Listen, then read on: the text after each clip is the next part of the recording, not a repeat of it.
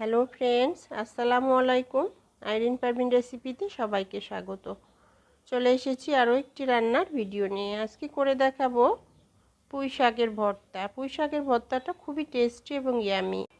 এই ভর্তাটা থাকলে এক প্লেট ভাত নিমেষেই শেষ হয়ে যায়, আর অন্য কোনো মাছ মাংস বা তরকারির প্রয়োজনই পড়ে না। এই রেসিপিটা কুমিল্লা অঞ্চলের খুবই জনপ্রিয় একটা রেসিপি। কুমিল্লা অঞ্চলের মানুষেরা পুঁই শাক আর মাছ পেলে এই ভর্তাটা করে থাকে, আর এটা এমনিতেই খুবই অসাধারণ একটা রেসিপি। তো প্রিয় বন্ধুরা, আমার এই রেসিপিটা যদি ভালো লাগে তাহলে আমার চ্যানেলটিকে একটা লাইক, শেয়ার, সাবস্ক্রাইব, ফলো দিয়ে দিন। আপনার একটা শেয়ার, সাবস্ক্রাইব, ফলো আমার চ্যানেলটিকে অনেক দূরে এগিয়ে নিয়ে যেতে পারে। চলুন রেসিপিটা কিভাবে বানাবো সেটা দেখি। এখানে আমি এক বাটি মোটা মোটা করে পেঁয়াজ কেটে নিয়েছি। পেঁয়াজটা একটু শিলপাটায় আদা বাটা করে নিব। একদম মিহি করে বাটবো না, আমার বাটাটা দেখতেছেন আপনারা।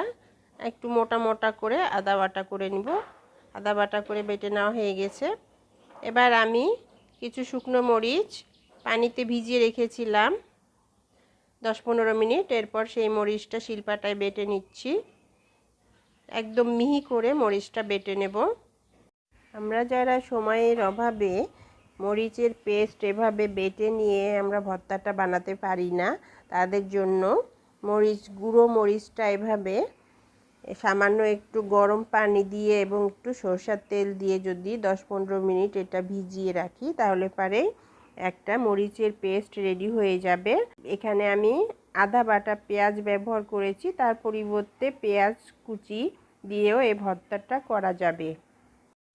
তো এখানে আমি যে পেঁয়াজ বেটে নিয়েছি আদা বাটা করে, 3 পিস তেলাপিয়া মাছ নিয়ে নিয়েছি। তেলাপিয়া মাছ দিয়ে ভর্তাটা খুব টেস্ট হয়, অন্য মাছ দিয়েও হবে। আর মরিচটা বেটে নিয়েছি এখানে। আর এখানে কিছু পুঁই শাকের পাতা নিয়ে নিয়েছি, পরিষ্কার করে ধুয়ে পানি ঝরিয়ে নিয়েছি।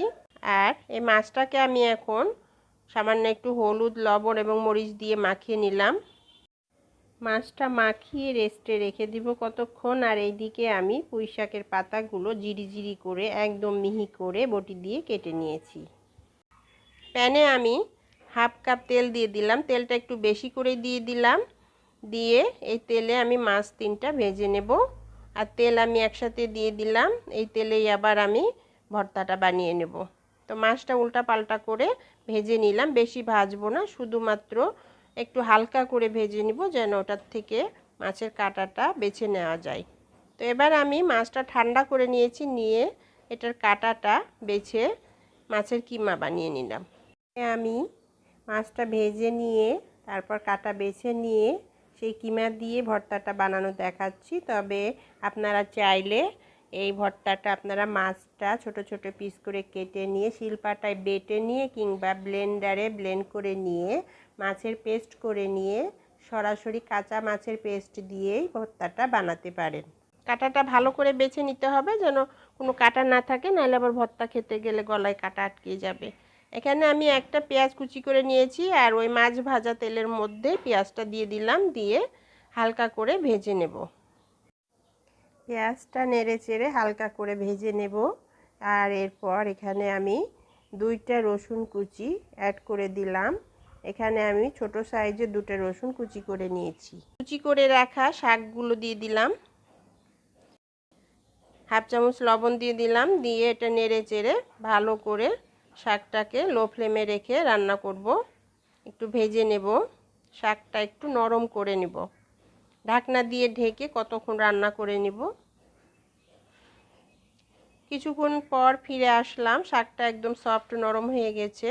একটু নেড়ে চেড়ে উল্টিয়ে পাল্টিয়ে দিব, একটু নেড়ে চেড়ে ভেজে নিব। আবার এভাবে শাকটাকে একটু নরম করে ভেজে নিতে হবে, পানিটা শুকিয়ে নিতে হবে। আর এভাবে যখন শাকের পানিটা একদম শুকিয়ে যাবে এবং শাকটা কমে আসবে, ঠিক এই মুহূর্তে আমি এখানে হাফ বেটে রেখেছিলাম যে পেঁয়াজটা, সেই পেঁয়াজটা এখানে দিলাম।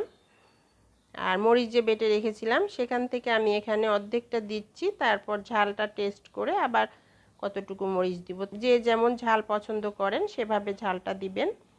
তবে এই ভর্তাটা ঝাল ঝাল খুব ভালো লাগে। আর মাছের যে কাঁটাটা বেছে রেখেছিলাম সেই মাছটা এখানে অ্যাড করে দিলাম। দিয়ে এবার এটা আমি উল্টিয়ে পাল্টিয়ে ভালো করে শাকের সাথে মিশিয়ে দিব, দিয়ে ভাজতে থাকবো। চুলার আঁচ মিডিয়াম হিটে রেখে ভাজবো।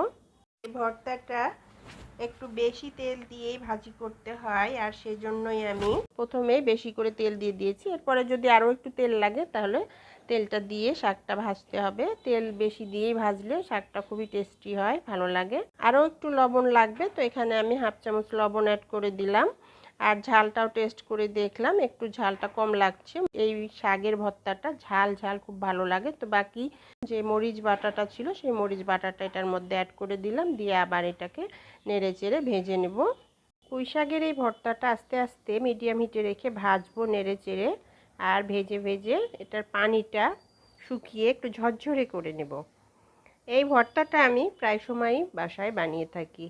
যখনই পুঁই শাক বাজার থেকে আনা হয় আমি চেষ্টা করি এই ভর্তাটা বানানোর জন্য। সবাই খুব পছন্দ করে, এই জন্য বারবার এটা বানাই। এভাবে ভাজতে ভাজতে একদম শুকনো ঝরঝরে করে নিলাম। রেডি হয়ে গেল এই পুঁই শাকের ভর্তার রেসিপিটা। ভর্তাটা থেকে তেল ছেড়ে আসলে বা সেটা ঢাকনা দিয়ে ঢেকে চুলা বন্ধ করে রেস্টে রেখে দেব।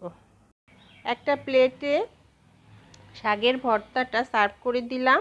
দেখুন কত দেখতে ইয়ামি হয়েছে, এটা টেস্টটা অসাধারণ। আপনারা বাসায় একদিন ট্রাই করে দেখুন, বারবার বানিয়ে খাবেন। ইয়ামি এই ভর্তা রেসিপিটা যদি আপনাদের ভালো লাগে তাহলে আমার চ্যানেলটিকে একটা লাইক, শেয়ার, সাবস্ক্রাইব, ফলো দিয়ে দিবেন। বেশি বেশি করে ফ্রেন্ডস ফ্যামিলির মানুষদের সাথে শেয়ার করবেন রেসিপিটা। সবাই ভালো থাকবেন, সুস্থ থাকবেন, আমার জন্য দোয়া করবেন আমি যেন আরও ভালো ভালো রেসিপি আপনাদের জন্য করতে পারি। গরম গরম ভাতের সাথে এই শাকের ভর্তাটা জাস্ট অসাধারণ। আল্লাহ হাফেজ।